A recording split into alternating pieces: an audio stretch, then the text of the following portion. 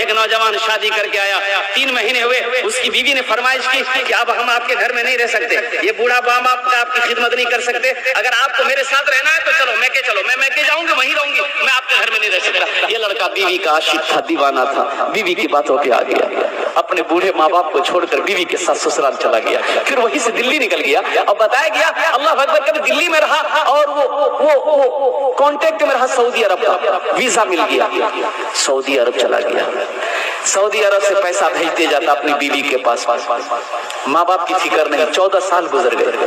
कितने साल गुजर? 14 साल का अरसा गुजर गया। इन 14 सालों में इस नौजवान ने 12 हज किए। कितने हज किए मेरे भाई?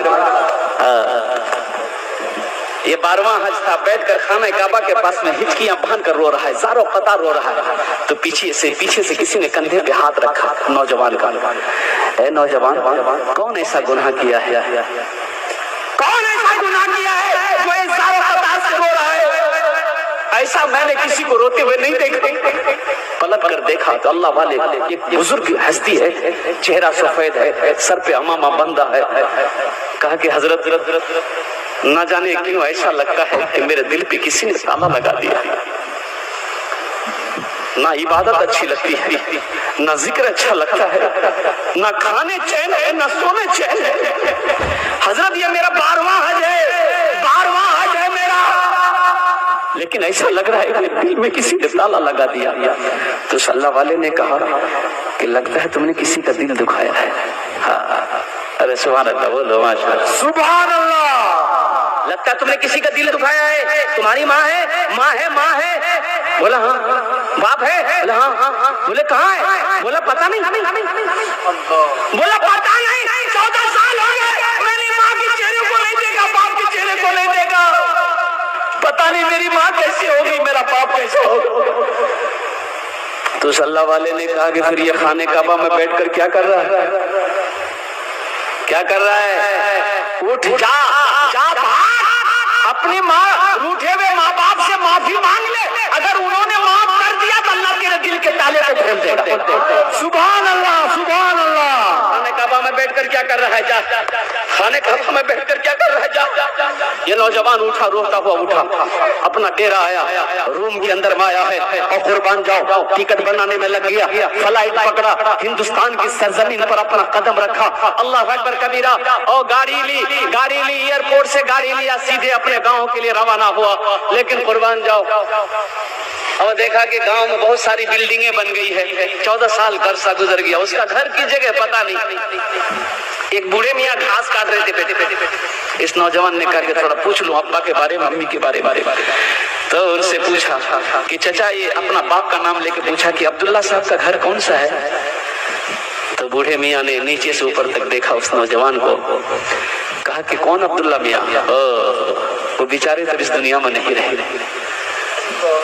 उसका एक नालायक बेटा था, अपने माँ बाप को छोड़कर चला गया। बेटा का गम बर्दाश्त न कर सका, बेचारा इस दुनिया से रुखसत।